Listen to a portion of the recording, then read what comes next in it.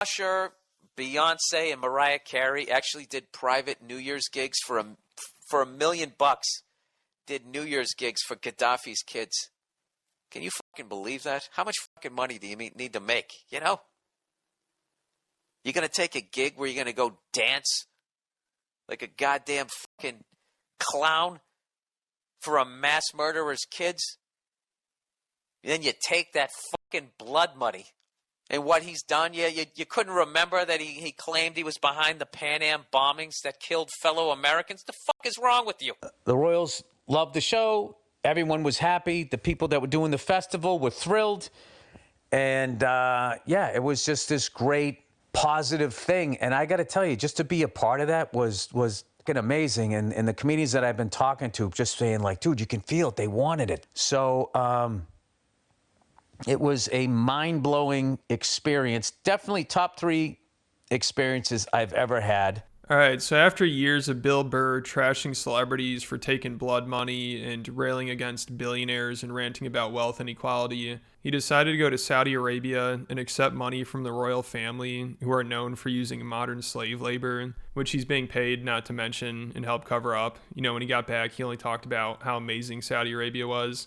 So he went from saying billionaires need to be put down like rabid dogs to taking money from a trillionaire family that's known for human rights violations and modern slavery and will kill citizens that speak out against them. So I don't think it gets more hypocritical than that. But as we know, obviously money talks, and it turns out Bill will drop his morals and destroy his reputation and credibility for $1.5 million.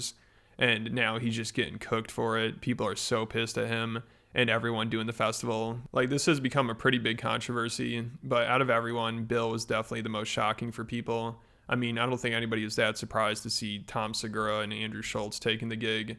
So Bill, he's taking the most shit for this, you know, especially because of how hard he was just trashing the ruling class not too long ago. Like, I don't know how you could go from saying billionaires need to be put down to taking money from the Saudi royal family in less than a year. And it's not like Bill's career was falling apart and he desperately needs the money. I mean, he's already loaded. My new perspective is there's nothing wrong with being a billionaire, but if somebody is working 40 hours a week, 160 hours a month, and they can't make their rent, you're not paying them enough money. Maybe you should just be worth $900 million. Like, how does a CEO take a 8-figure bonus and none of your employees have dental insurance? They can't even go out and get a filling. Tired of hearing about people going to bed worried about what's going to happen next week. There is so much fucking money in this country, and there's so much work being done, you know. And if you work a full fucking week at a job, you should be able to pay your fucking rent. You shouldn't have to go out and get a fucking job and still be struggling. It's bad for the country. At least these fucking billionaires, they need to be put down. You know, like fucking rabid dogs. They're like rabid with fucking greed and just going out and just dividing everybody. So I have a feeling we probably won't hear him talk like that anymore. And if he does, everyone's just going to clown on him. There's no way people will take him seriously. I mean, he's just shameless. And he must have thought people wouldn't have really paid attention to the festival and it wouldn't have been that big of a deal because this is such a bad look.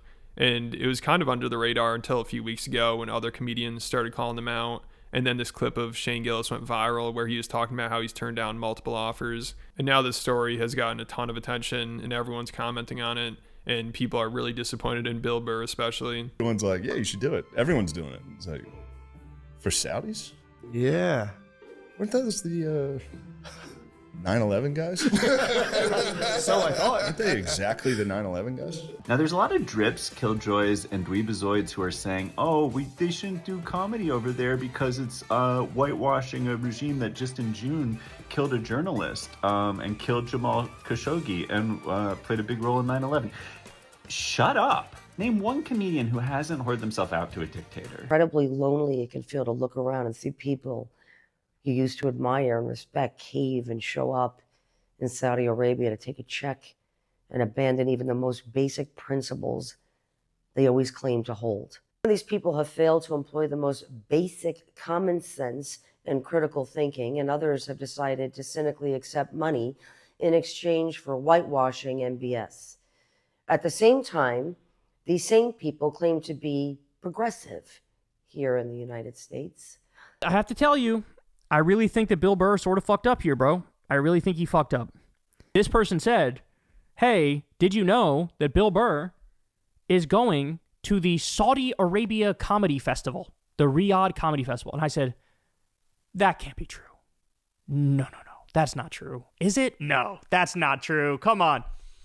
Turns out it is, y'all. They've sold their soul. They've sold their ability to talk about shit. You're fucking hypocrites now.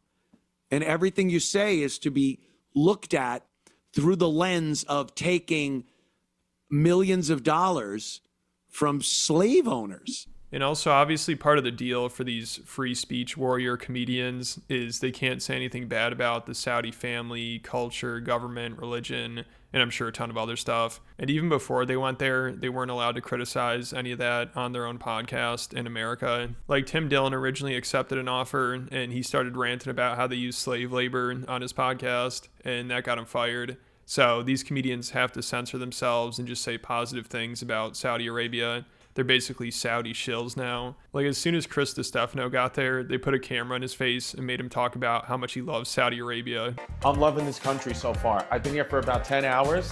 I've eaten more food than you can imagine. I want to know what I can do to become a Saudi citizen. My first time ever. I've never even been to the Middle East. But when I'm here now, I literally am like, why did I never want to come here? I wish I would have come here 10 years ago. I want to hopefully, I'd like to start another family in the Middle East and not tell my family back home. I'd like to live 2 lives. And this is obviously what the festival is mostly about, just them doing positive PR for Saudi Arabia. So these comedians will never live this shit down. Like, every comedian that didn't do it is just going to be busting their balls about it, especially the ones that turned down offers, which is going to be great. You know, I'm looking forward to that. I mean, Bill Burr needs to be roasted for this. Like, other than Chris, he might be shilling the most so far. It sounds like he really wants to do more gigs there. Like, he does not give a fuck.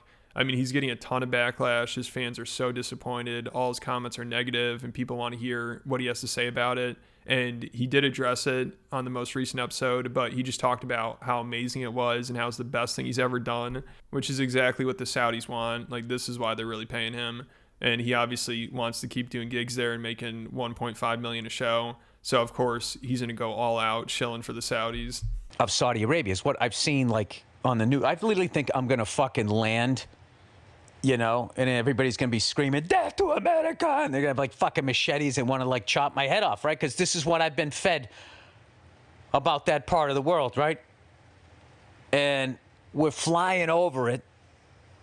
It's nothing but, like, these long roads and sand. It's like nothing. And I'm like, what the fuck? What the fuck did I get myself into? And then we land, and everybody's just regular. They're dressed different, but they're regular. Like people just shooting the shit. Hey, how you doing? You know, welcome. We're saying, hey, we know we're happy to be here. And we're driving around, and then I'm just like going like, I thought this place was going to be like really tense. And I'm thinking, like, is that a Starbucks? Next to a Pete's Coffee? Next to a Burger King? Next to a McDonald's? Next to a Pizza Hut? Next to a Dunkin' Donuts? Next to a Krispy Kreme? Next to a Cheesecake Factory? Next to a KFC? Next to a Chili's? They got a fucking Chili's over here? Then we go into the mall because I want to get my kids something. There was a Timberland store. I could have bought Timberlands like I was in Brooklyn, New York. And then there's advertisement for like boxing and fucking Formula One and MotoGP and golf and all of this stuff. And I was like, oh. And then it just struck me as funny. It's like, they're eating this shit too. They're going to have to get some bigger fucking clothes. They're going to end up looking like us. So, I go down to do the show, right? And they say, all right, the front 2 rows is going to be all diplomats in these padded seats. And then up top, the royals are going to be there. And I could just feel them, like, these fucking people, the people, okay, they want a fucking show. You could feel it. I was talking to the other comics. You could feel it. They wanted you to push, right? It was really fucking exciting. So I go up on stage, and I start doing my shit, and they're fucking into it. everything's going good. And I'm not going to lie to you. I'm checking out the diplomats as I'm doing this stuff, and they're all fucking laughing. All right, so I'm going to push a little farther, and all of a sudden I start getting in the zone. This is really amazing. And it was just this great exchange of energy, right? So the Royals loved the show. Everyone was happy. The people that were doing the festival were thrilled. And, yeah, it was just this great positive thing. And I got to tell you, just to be a part of that was fucking amazing. And the comedians that I've been talking to just saying, like, dude, you can feel it. They wanted it. They wanted it. They wanted you to, like the people want, like, you know, they go online and they see it. And they want to, like, see real stand-up comedy. So, it was a mind-blowing experience. Definitely top 3 experiences I've ever had. And some of the comments on this podcast have almost as many likes as the podcast, which is a bad sign. And it has almost 80% dislikes. So he's just getting destroyed here. And like someone said in this podcast, Bill tells us about how Saudi Arabia is not bad because they have American fast food. And would you take a gig in the U.S. where you're not allowed to make fun of Trump? And Bill hates billionaires, but only if they're not paying him. And all his comments on Instagram are the same. So I think a lot of people are done with him. I mean, his career will probably be fine. You know, his career in Hollywood will be fine. But it sounds like a lot of the fans of his podcast and fans of what he's been saying the past year about billionaires and wealth inequality are probably done with him. But let me know what you guys think. And if you enjoyed this video, make sure you check out my Patreon. I just posted another Duncan Trussell video because that dude has completely lost it. It's worse than I thought. I mean, he might be the worst at handling criticism. And same thing with Theo Vaughn. He crashed out recently and completely bombed at his Netflix taping. And it was brutal. I mean, the Rogan sphere is completely falling apart now. And I've been covering all that over on my Patreon. There are over 150 exclusive videos. So if you want to stay up to date with everything and you enjoy the channel and want extra content, make sure you check it out. It's definitely worth it. I'll put a link in the description.